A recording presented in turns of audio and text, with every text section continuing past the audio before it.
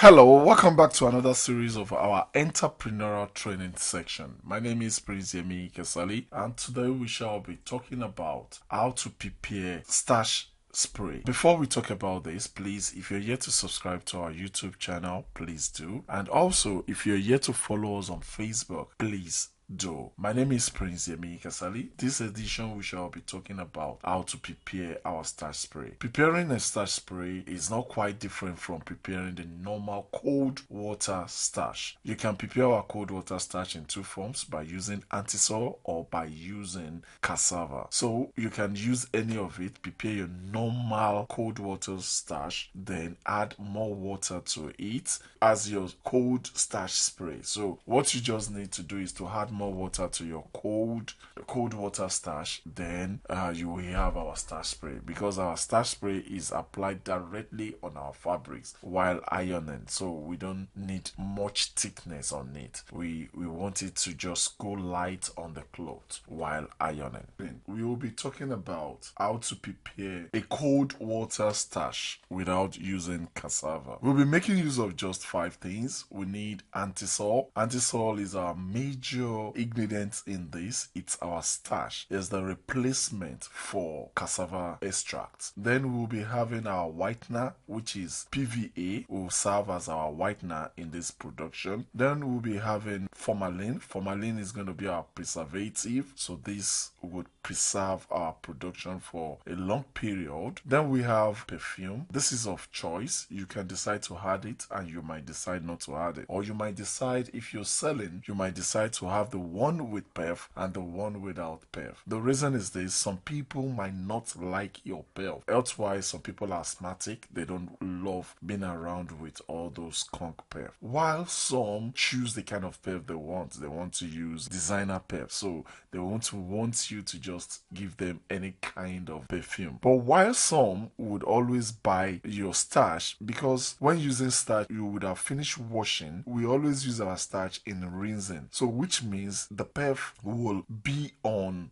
the fabrics. So some will love it for the perf because they felt like they don't need to buy perf again after rinsing with your starch. So that is why you need a good combination of perf, something of good quality and good scent. Then we need water. So those are all we need for our starch. So here, for 2 liters of a cold water starch, we'll need antisol of 35 grams. We need PVA, that is our whitener, of about half a liter. We need formalin of 10 milliliters, fragrance of 10 milliliters, but this might be more, might be less, depending on what you want and what you think your customers want. Then we have our 2 liters of water. So before we go further, we need to talk about precautions. Please do not make your preparation close to naked fire or flame, and avoid direct contact with the chemicals. Keep chemicals out of the reach of children. Keep chemicals away from fire or naked flame, and do not taste chemicals. Especially, we'll be using formalin in this production, so please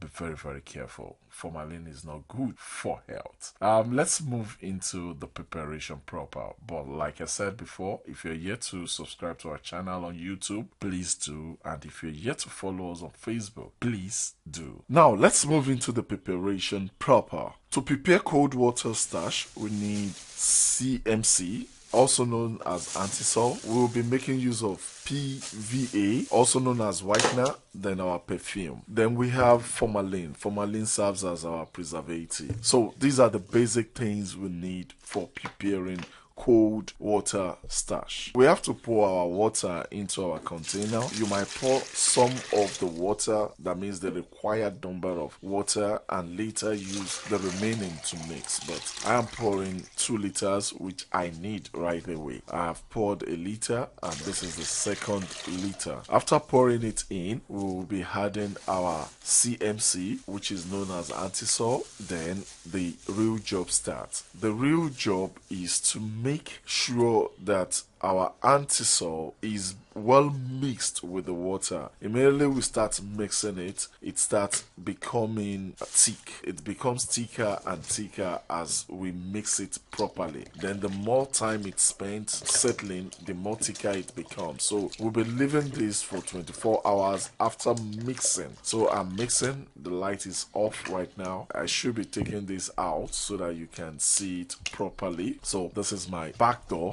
I'm still mixing. I want it to be well mixed, so I keep mixing to try and dissolve the ones that formed together. So I want to make sure I mix it properly, but the way I'm seeing it, this thing is not going to get well mixed until I leave it for the required number of time. So I'm taking it to a more comfortable place. This is my cage, so it's on my cage right now. So I left it, and after 6 hours it's getting better. So I'm mixing again. I'm trying to stir again. I'm trying to stir it again so that it gets better. So every 6 hours I keep checking to stir so that we can have a good result. So I'm still stirring. Sorry, I'm not having good light here, but the basic thing is just for us to stir every 6 hours.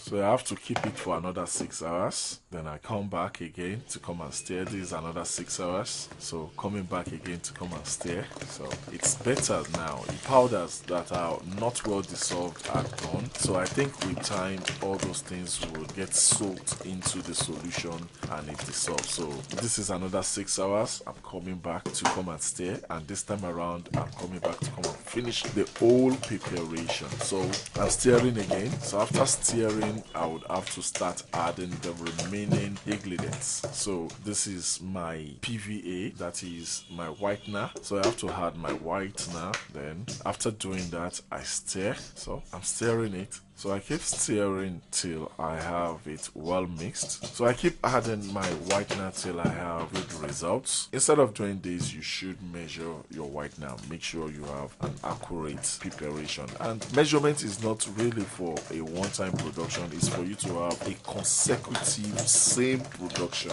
So that when you produce today, what you produce today will be same as what you'll be producing tomorrow and what you'll be producing next. So I'm adding more water because my starch is too thick unless I want to prepare a bond. You know, that one is very thick. So most of the starch we buy outside is not as thick as this. So you can add more water in order to have your own taste of starch. That means what you want to sell, what you feel is good for you to sell. The more thick it becomes, the more expensive it will become. So it now depends on you. Are you selling quality things or are you selling quantity things? Our market differs, so you can add more water if you want. So I'll start adding other ingredients, and we have formalin. Formalin is what we'll be adding now. We are adding little formalin. Formalin is just to preserve the production so that it doesn't get contaminated. Then this is our perfume. We need perfume at least small in order to kill the scent of the formalin. Formalin is a little bit offensive, so we need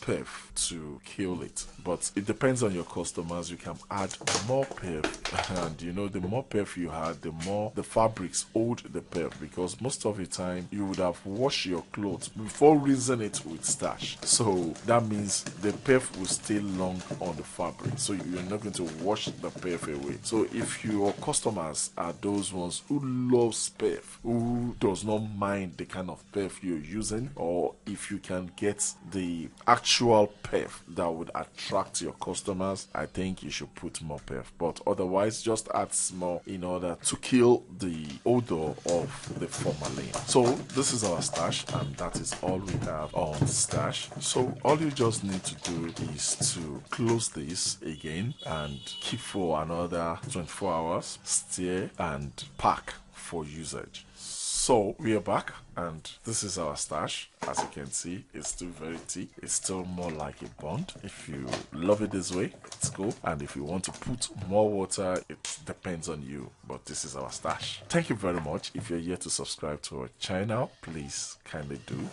And if you're yet to follow us on Facebook, kindly. To have our spray starch, all we need to do is just to dilute our preparation. The more water we add to our starch after making our starch, starch, the more water we add to it, the more easier it is to spray on our clothes while ironing. So in our own preparation, we'll just be adding enough water into what we have. So I'm going to take some of it into another container so that you can see what I'm saying. So I'm going to take small of it. You can see I only took small, just about 3 spoons. That's okay. So let me take that aside. I'm going to close this, then put water into this. You see how much water we are adding into this before I can have a sprayable starch. So that's 1 liter. You know the cup is 1 liter. So I'm adding half of it already. So I have to, the real work is just to mix it because it's very thick. So we need to really work on it. So I'm making use of spoon. It seems as if the stick cannot turn this. So let me make use of spoon this time around to have this done. Okay. I'm putting in more starch just to make it go fast. It seems as if the other one is just dancing inside the water, so that is why I'm putting in more starch. It's not as if the water too much. You can see I'm still adding more water, and I'm still going to add more water into this. So I think it's time to add the remaining water into it. So I keep adding water, keep stirring, keep adding water. This is still too thick to be a spray. Some of the starch we sell outside is just as this thick. So that is why I'm saying that the preparation we did is very thick. So it now depends on you. You can decide to leave it like that or add more water. So it is still very thick. So I'm adding more water. So almost 1.5 liters now. So this is a spray starch. So we only need to add this into our spray container. Thank you very much. My name remains Prince Yemi Kasali.